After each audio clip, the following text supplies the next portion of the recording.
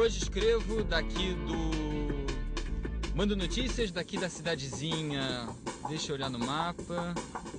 Nesse momento eu estou no meio do país, disso eu tenho certeza. Cruzando o estado do Texas, a caminho do estado do Colorado, bem no centro dos Estados Unidos da América. Agora, onde exatamente? Eu carrego câmera, tripé, baterias, fitas, mas ainda não incluí na mochila uma bússola. O Texas é um estado enorme, o segundo maior do país, só perde para a Califórnia. A área do Texas equivale a quase 3 vezes a do estado de São Paulo. Sabe aquela sensação de andar e não sair do lugar? Tudo bem, também não tô com pressa. Da janela do meu carro, um mundo interminavelmente plano.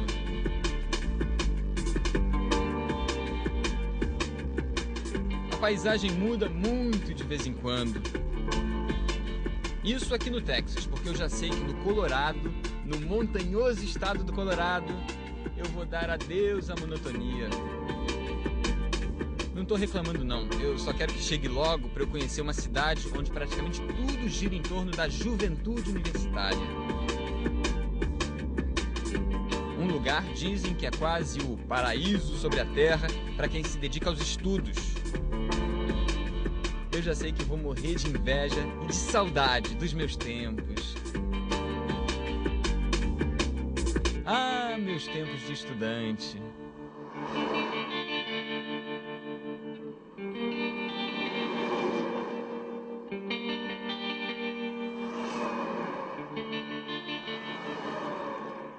Essas andanças foram em 2003. Eu nunca tinha ido nem ao Texas, nem ao Colorado, e o que mais me impressionou foi a imensidão dessa parte do país. O Texas, então, foi o único estado em que eu precisei de 2 dias inteiros na estrada para atravessá-lo. O tempo todo eu me lembrava dos famosos filmes de faroeste. Verdade que eu não cheguei a ver muitos cowboys não, mas depois acabei encontrando um lugar que me ensinou muito sobre a juventude norte-americana. Uma cidade onde boa parte da população é composta por estudantes universitários. Aqui no Rio de Janeiro eu vou conversar com o americano Michael Kapp, que mora no Brasil há 22 anos. Ele é jornalista, mas um dia foi estudante de zoologia e cinema. Conhece bem o mundo universitário nos Estados Unidos da América.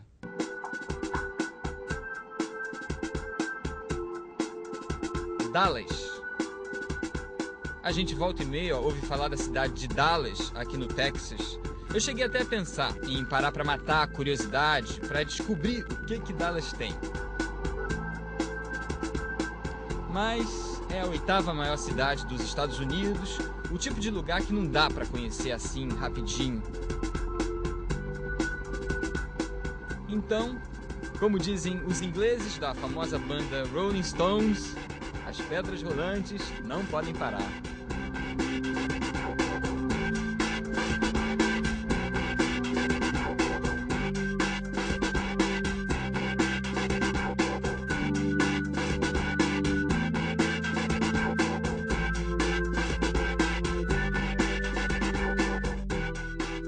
Eu esperava cruzar com cowboys de chapéu, esperava ver grandes ranchos com gado, cavalos, essas imagens clássicas do cinema, né?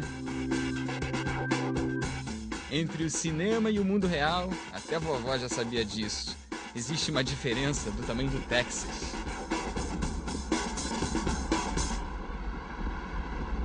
Texas é um grande país dentro do estado. É um estado enorme, onde também eles acham que eles têm tudo lá que precisam. Muito autossuficiente, então o texano é muito limitado. Então, não é por acaso, por exemplo, que o nosso presidente é um texano. O populismo do Bush floresce mais num lugar rural do que no centro urbano, né? Urbano. Mas ele se gabou em não ter viajado quase para lugar nenhum fora do país antes de ser presidente. Talvez eu estou exagerando isso, mas ele não era muito viajado. Mas é fato, é verdade, ele quase não viajou até ser presidente. Então, Bush representa essa visão. Tudo que a gente tem aqui é suficiente. Como eu não posso filmar e dirigir ao mesmo tempo, esse aqui é o meu ajudante e companheiro de viagem, o americano Joe. Joe, give us a smile. Oh, no. Good luck driving.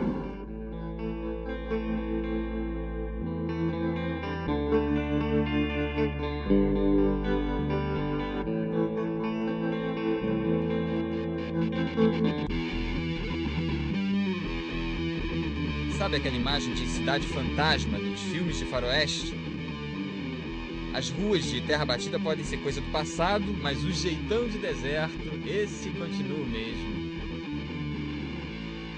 Cadê todo mundo?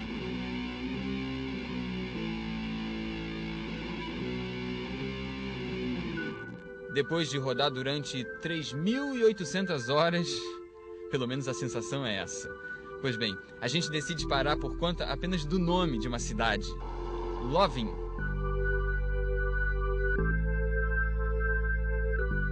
Loving é um jeito diferente de dizer amor, que é love em inglês. Primeira parada e o primeiro cowboy. Who named this city Loving? This city was named after a man called Oliver Loving, and he was famous for the Loving Goodnight Cattle Drive Trail a couple of 100 years ago. He was in partners with a man named Goodnight, and when he settled and started a ranch here in Texas, this area right here is where he settled. E os estereótipos sobre o texano? Aquele sujeito de chapéu, fazendeiro, conservador. Esse estereótipo é verdadeiro, de certa forma? O texano é o microcosmo de um pensamento americano.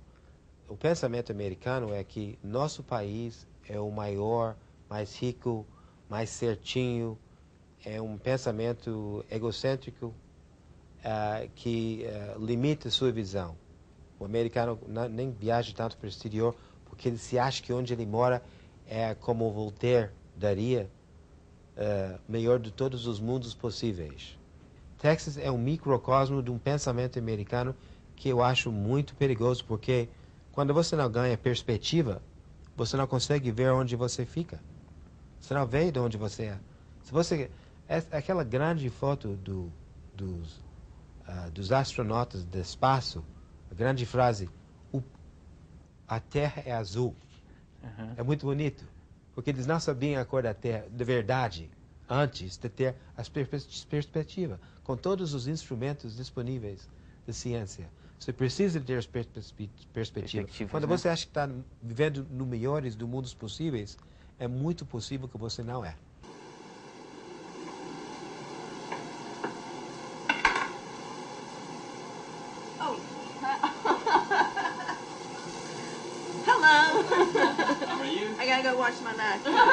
O Joe, o meu ajudante, de vez em quando usa uma segunda câmera de vídeo para registrar a movimentação da primeira. Hey, how you doing? How are you?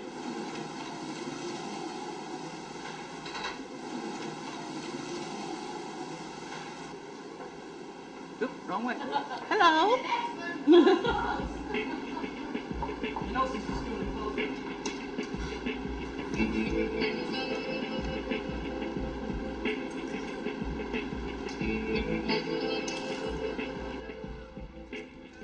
Uma das cozinheiras, essa moça chamada Lori, me leva para conhecer a varanda da casa onde ela mora.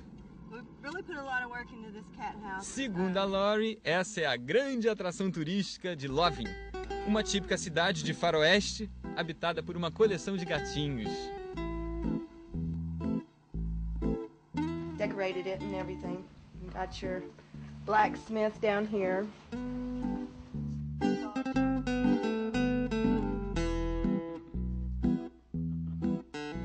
Dodge Kitty. What does that stand for, Dodge? You know, like Dodge City, USA? Well, this is Dodge Kitty, USA. Get it? Got it now. Em vez de city, que quer dizer cidade, kitty, que significa gatinho. O Lar Doce Lar dos Gatos é uma homenagem a Dodge City, uma cidade que ficou famosa no fim do século XIX por suas histórias de cowboys, bandidos e xerifes no melhor estilo Velho Oeste. Dodge City era o cenário preferido dos filmes hollywoodianos de Bang Bang.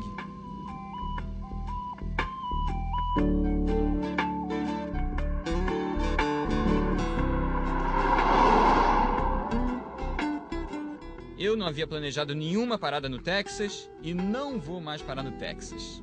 Eu também tinha dito que não estava com pressa. É que naquela hora ainda estava longe do estado do Colorado.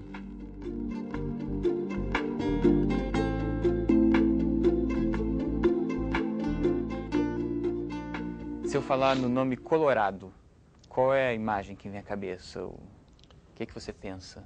O Colorado é um estado interessante porque é no oeste, mas não está perto da água, que deixa as pessoas mais liberais, né?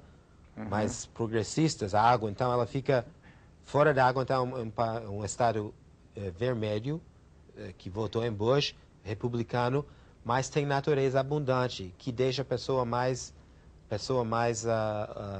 aberto, mas não tão aberto se ele estivesse lá no litoral. Então, é um meio termo? É um meio termo, é um conservadorismo brando. Quando me aproximo de Denver, a capital do Colorado, aí sim, o cenário finalmente muda. Finalmente. Surgem as montanhas rochosas, que são a marca registrada desse pedaço do país.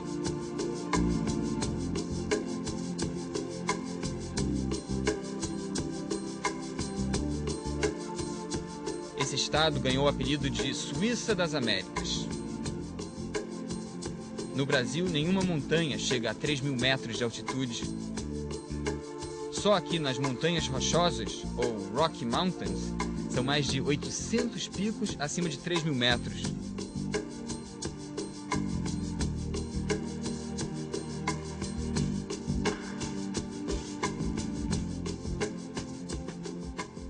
E é um estado lindo. Eu passei muito tempo fazendo passeios incríveis em Colorado.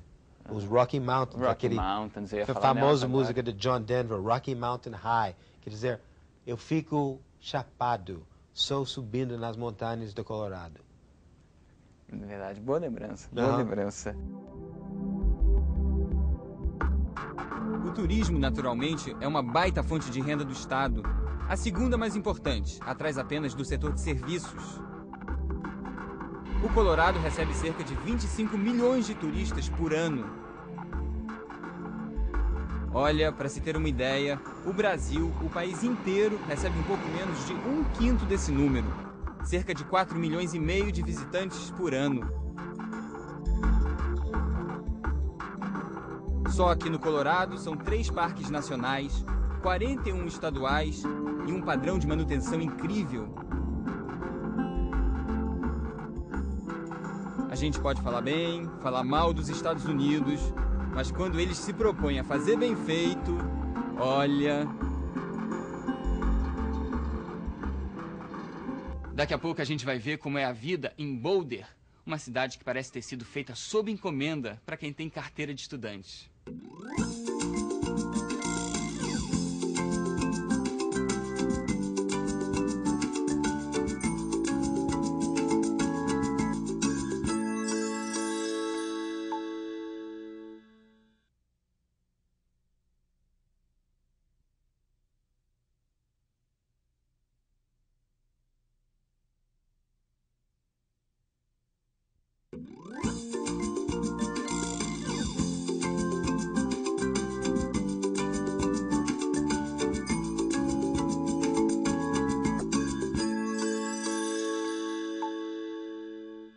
Uma universidade de alto nível, com uma super biblioteca, ginásios esportivos, ótimos professores. Um cenário de sonho, né? A gente vai ver agora quais são os sonhos da juventude que mora num lugar assim e continuar conversando com o jornalista americano Michael Kapp. No sopé de uma das tantas montanhas, existe uma cidade com a qual sonha a juventude americana. Digo, os jovens sonham com esse modelo de cidade. Nome: Boulder.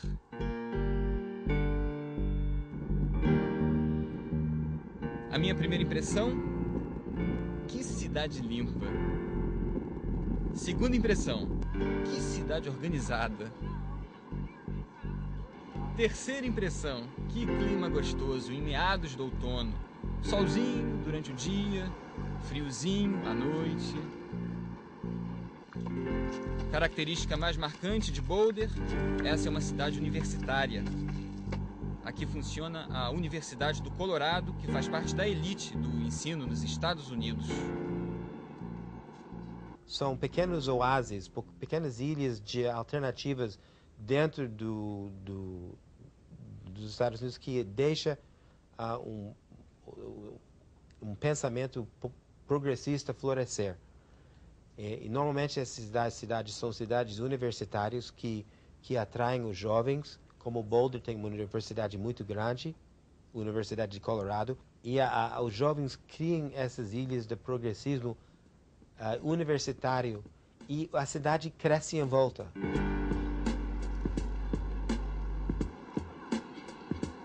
Aqui em Boulder moram mais ou menos 100 mil pessoas. 1/3 da população é formado por estudantes universitários, mas a cidade inteira parece viver em função desses jovens.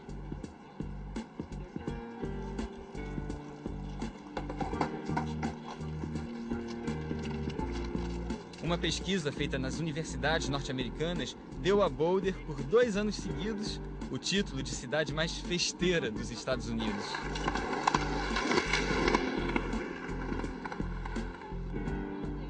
Eu quase não vejo estudantes latinos, asiáticos ou africanos. A grande maioria dos universitários de Boulder é branca, de classe média alta, amante dos esportes ligados à natureza, como escalar, esquiar. Deve ser por isso que dizem que Boulder é o lugar onde existe mais gente em boa forma física aqui nos Estados Unidos. Eles são festeiros, vaidosos e aparentemente bem estudiosos também.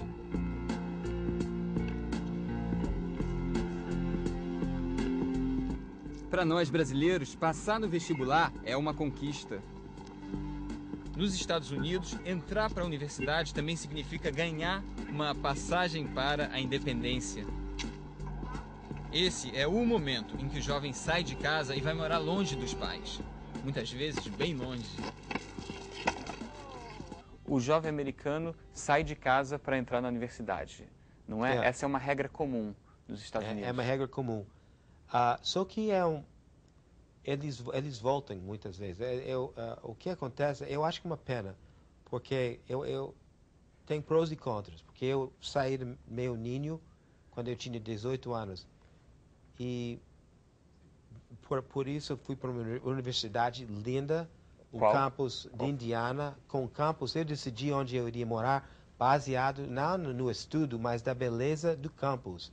Tinha rios, cachoeirazinhas, florestas entre prédios, era um espetáculo. E eu falei, esse campus é lindo, eu vou para lá. É longe de onde eu morava. Então o americano tem essa tradição de quebrar os laços familiares. Mas o que eu acho que acontece, eles quebram muito cedo. Porque você quebra o laço na hora em que você está saindo dessa adolescência problemática, enquanto está testando os limites com os pais, e não tem nenhum tempo depois de estabelecer um tempo de paz. Então, na hora em que você está pronto para estabelecer a paz, você sai. E você não volta a não ser durante os feriados. Aqui é diferente. Aqui você fica até brigando, até na pós-adolescência com seus pais, com quem você mora por razões econômicas, e porque não tem tantas alternativas, ou não tem esse modelo de campus, onde você pode fugir com tanta facilidade. Mas eu acho que é mais aconchegante. A família fica mais unida aqui do que lá. Eu queria fazer uma espécie de mesa redonda com alguns estudantes daqui. Saber o que eles pensam sobre o estudo, sobre a vida. Acabei convidando 3. Não deu para formar nem um semicírculo, mas a conversa foi ótima.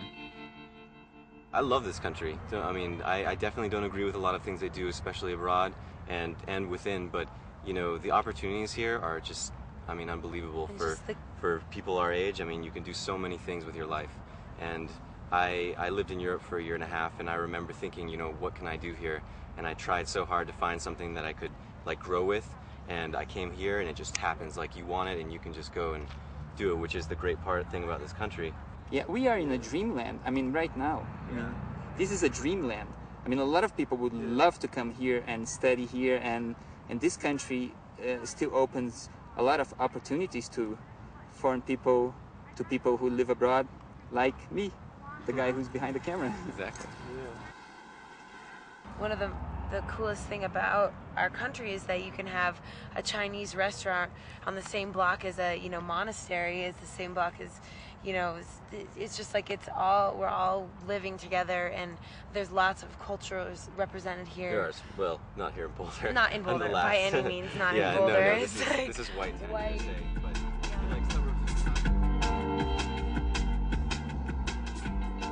Mas afinal, como é que se faz para estudar nesse cenário de sonho? No Brasil, cada universidade tem o seu próprio vestibular. Aqui nos Estados Unidos, não, é diferente. Funciona assim: o aluno termina o ensino médio e faz uma prova geral que vale para qualquer curso de nível superior. Quem tirar notas muito altas pode sonhar com uma vaga nas universidades de excelência.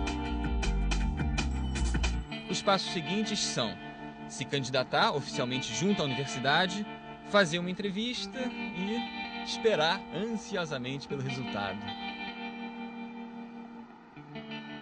A educação em massa nos Estados Unidos funciona, ou a ideia é formar pensadores de elite? Ou consegue as duas coisas? Basicamente, lá, como aqui, a razão para ter universidade é frear a entrada no mercado, porque o mercado tem muito pouco vaga para todo mundo. Então, você tem que frear essa entrada no mercado. Então, você freia criando uma instituição que diferencia pessoas, separa, faz uma triagem. Mas a maior necessidade da universidade é para frear a entrada no mercado. Universidades americanas, porque eles processam pessoas em massa grande, não são boas em termos de educação. Eu diria que são boas no nível de doutorado e pós-doutorado, quando você especializa, tem recursos, mas para atender essa massa enorme, é mais uma fábrica. É muito difícil, né, de ter qualidade com tanta gente. Na minha universidade de Indiana, quando eu chegava lá, 30 mil pessoas. Eu tinha aulas com mais de 1.000 pessoas. Qualquer aproximação com o professor, esqueça. É uma fábrica de freagem. Very last question. Rachel, what's your dream for life? For life, personally or the world? Personally. Personally, I would love to be an artist, and eventually, once I can do that, I'd like to write and possibly teach. But definitely, like, my main goal over, like, resounding through everything I do is kind of to make the world a more beautiful place, and showing people, just one person at a time, that, like, you really can make a difference. My dream would be to live a life of choice, where I have the freedom to express myself however necessary, probably through writing. Cool. What's yours? Dream for life? My dream for life is I just want to travel. That's all I really want to do.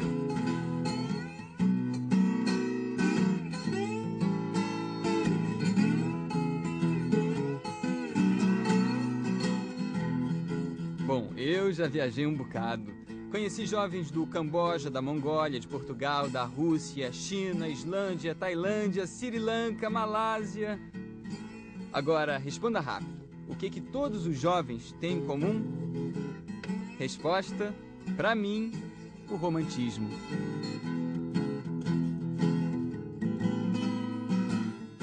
Na minha primeira noite em Boulder, eu saí para jantar fora e no restaurante fiquei impressionado com a movimentação de uma garçonete. E com a popularidade dela e com a capacidade de lidar com vários pedidos ao mesmo tempo. O restaurante estava bem cheio. Bom, na noite seguinte eu fui a um bar, supostamente o mais popular da cidade, lotado mesmo, entupido de gente. E quem estava lá? A garçonete, preparando bebida no estilo barman de filme americano, ensaiando até uns passos de dança de vez em quando. Digo bem de vez em quando, porque ela era solicitadíssima. Todo mundo conhecia aquela moça.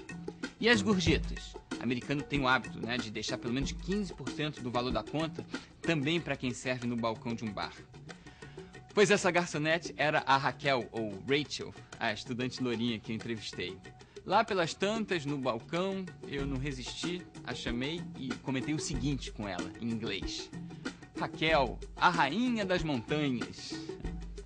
porque aquela região tem muitas montanhas e também porque existe um filme famoso chamado Priscila, a Rainha do Deserto. Era só uma brincadeira, mas dali em diante, quase sempre que ela passava por mim no bar, ela me agradecia. Obrigada pelo apelido, obrigada mesmo, muito obrigada pelo apelido. Os americanos realmente têm o hábito de agradecer por tudo.